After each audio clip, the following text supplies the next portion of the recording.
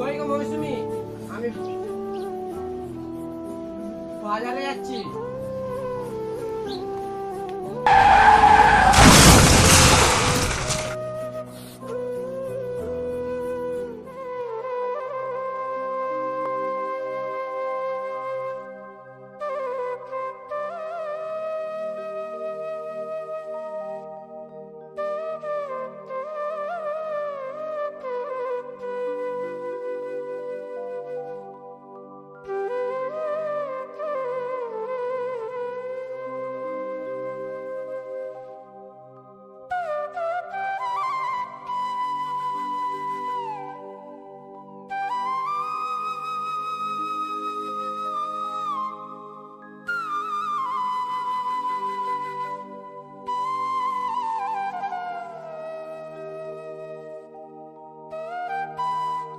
এই কি করছো তুমি? ওইগুলো পচা সবজি ফেলে দিয়েছি আমি।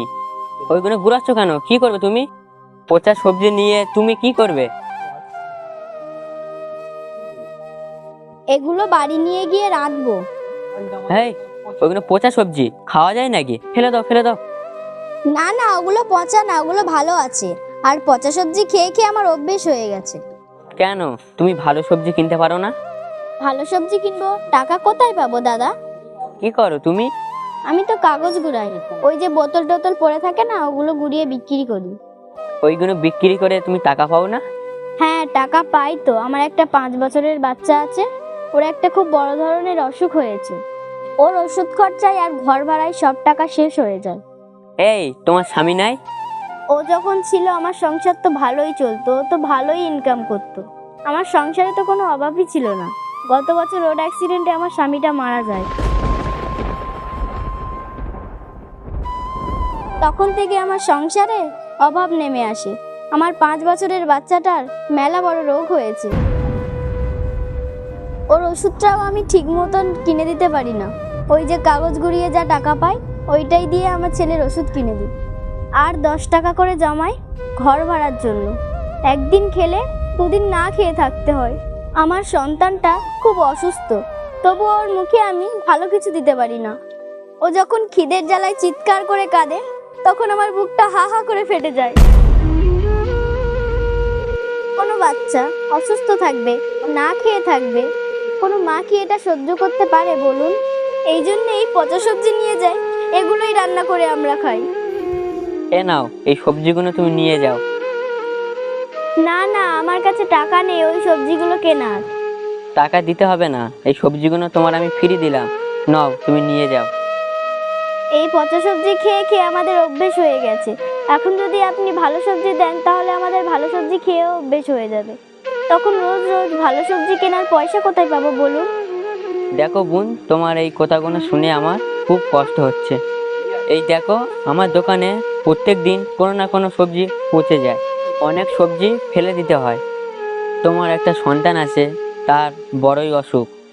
তারপরেও তুমি তার মুখে ভালো মন্দ খাবার তুলে দিতে পারছো না।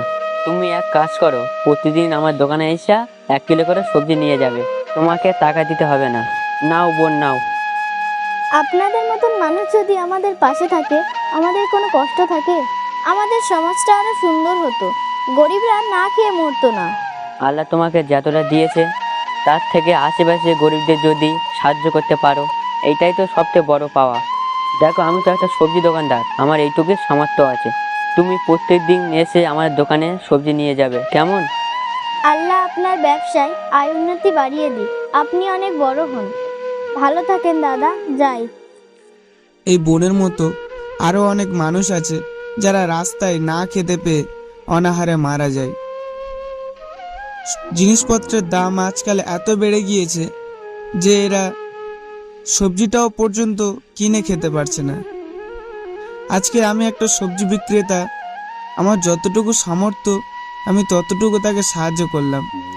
তোমাদেরকেও বলি বন্ধুরা, আশেপাশে গরিব মানুষদেরকে একটু সাহায্য করো। ওপরবেলা তোমাকে যতটুকু দিয়েছে তার থেকে কিছুটা হলেও তাকে সাহায্য করো। হ্যালো গাইস, কেমন আছেন? আশা করি সবাই ভালো আছেন। আর ভালো থাকবে না বা কেন, কারণ আপনারা আমার চ্যানেলের ফ্যামিলি মেম্বার। সো সবাইকে একটা কথা বলি যে আমার এক্সাম চলছিল মাধ্যমিকে, যার কারণে ভিডিও একটু লেট আসলে বলতে গেলে আসেনি। তো এবার থেকে ভিডিও কন্টিনিউ আসবে, প্রত্যেক শনিবার আমাদের ভিডিও আসবে। সবাই প্রত্যেক শনিবার আমাদের চ্যানেলে ভিজিট করবে, আমাদের ভিডিও দেখতে পেয়ে যাবে। আর রমজান মাসের ভিডিও সবাই অনেকজনই মনে করছে যে রমজান মাসের ভিডিও আসবে না, তো আগের বছরে যে ভিডিওটা আছে ওইটা আপাতত দেখো। আমরা খুব তাড়াতাড়ি রমজান মাসের একটা কমেডি বা ইমোশনাল ভিডিও নিয়ে আসবো। আর এই ইমোশনাল ভিডিওটা একটু শেয়ার করো। এটা একটু ছোট হয়েছে জানি, তবে মানে অনেকদিন পরে স্টার্ট করেছি, যার কারণে একটু ছোট দিয়ে শুরু করেছি। এবার আমরা ফের বড় ভিডিও আনছি। তো সবাই ভালো থাকবেন, আর লাইক কমেন্ট শেয়ার করে যাবে। চ্যানেলে নতুন হলে সাবস্ক্রাইবটা করে নেবে। দেখা হচ্ছে পরের ভিডিওতে। বাই। Yeah.